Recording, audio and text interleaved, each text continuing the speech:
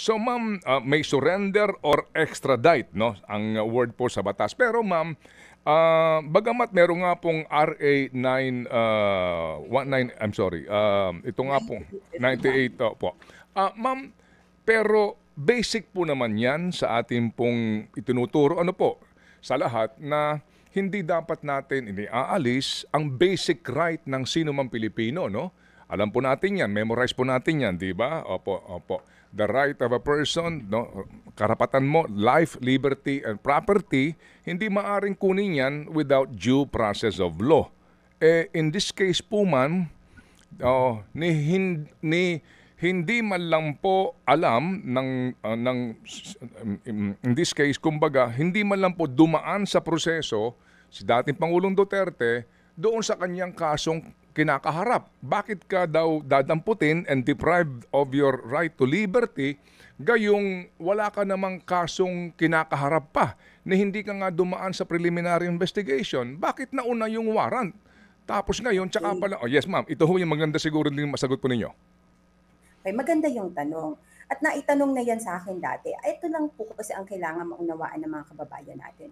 Hindi natin kasi pwedeng ihalin tulad yung batas natin sa proseso ng iba ng ICC. Una natin kailangan tanggapin, iba ang proseso ng ICC at iba rin ang proseso sa Pilipinas. Hindi natin sinasabing, kasi pag titingnan natin, magkaiba kasi hindi pwede mong i-impose or ipuwersa sa like yung kanilang proseso sa proseso natin.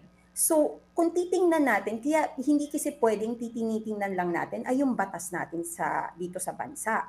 Kailangan merong tinatawag na harmonization ng international law at domestic law. Gusto ko lang maunawaan ng mga kababayan natin na kung titingnan din natin ang ating konstitusyon, nakalagay doon na ang international law is part of the law of the land. Nagiging bahagi din ng international law ng batas natin, kaya pag tayo ay nag-a-analyze ng mga sitwasyon, kailangan tingnan ang pareho. So sa pagkakataon or sa sitwasyon na to, iba kasi po ang proseso ng ICC.